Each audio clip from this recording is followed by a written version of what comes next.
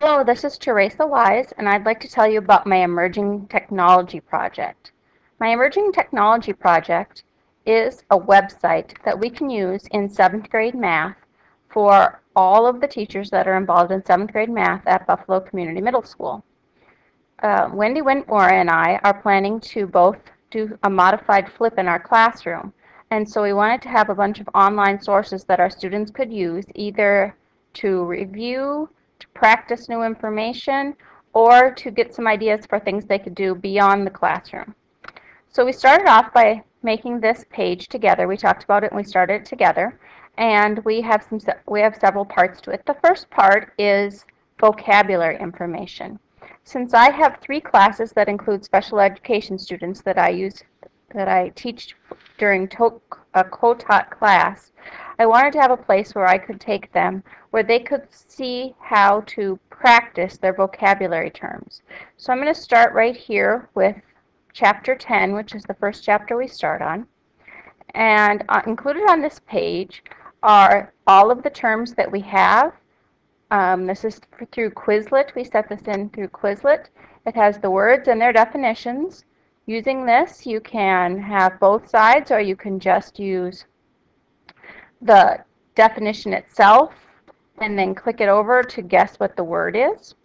If we go down a little farther, we can play a game called Scatter. And in the game Scatter, the words and the definitions are there. If you slide them together correctly, corresponding angles are angles of 2 similar figures that are located in the same place in each figure. They go away. But if you put them together incorrectly, that bounces back apart again. And there's a timer on it, and you can have a record so they can keep track of how quickly they can get through those words. There's also a link to the vocabulary flashcards, so if they need to be offline, they can print the words and definitions, fold them down the middle, cut them apart, and have a back-to-back traditional flashcard. So that is the first part of our project I put together, and I started with Wendy Whitmore because she and I teach together quite a bit. She has English language learning students, so she needs to have things that she can help them with practice. The next part we put together was some curriculum videos, and for each chapter we intend to have videos that the students can use, that they can go to one page and see all kinds of videos that will help them with that chapter. So this chapter is on proportions and ratios and unit rates. So there are unit rate examples, scale models and ratios, unit rates, all kinds of different examples of how to do the different types of problems that we have in this chapter. Some things here are from Khan Academy, some are from other schools, and some of them, this one is from the Boston Red Sox. It's from through their summer program.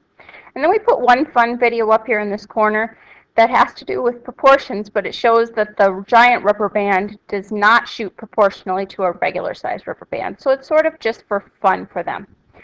So that was the second part of our project. The third part, games and activities. This one will be different games that they can play, links to games that the students can play for extra practice. So I found 5 games on proportions and ratios. In some of them, for example, Ratio Martian. The Martian has to be able to eat the ratio that matches what is showing. So we click to play. We want a ratio, any one that is a ratio. So right here, 85 to 110 is a ratio. He eats it. Anything that's in ratio form, he eats. So that was one of the games that we came up with. There are several others. Dirt bikes, this one goes faster the quicker that you're able to solve proportions. So there's different games that they can play to help them get more quick at solving proportions and recognizing ratios.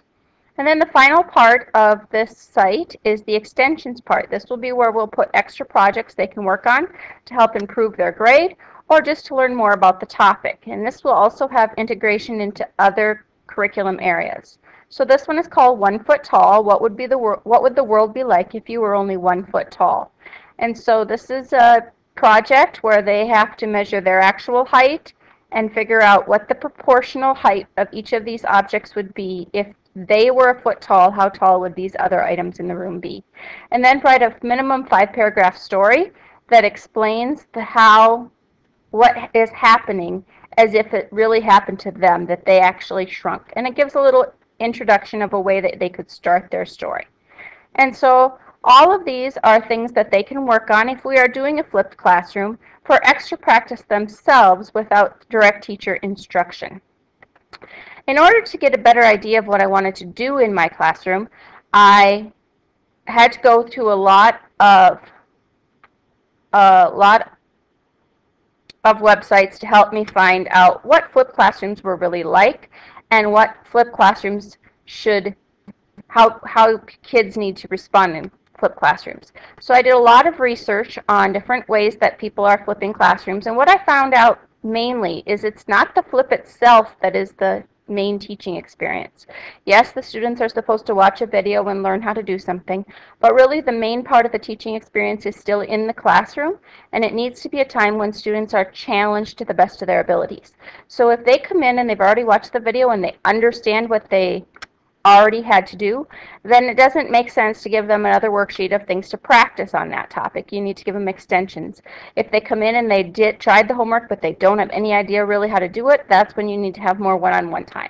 So through my research, I found that I really want to try the flipped classroom approach, but that I need to make sure that I have several different learning environment possibilities happening within my classroom each day, so that when they come in, every one of my students has something that meets their challenge level. Thank you, and thanks for this cohort.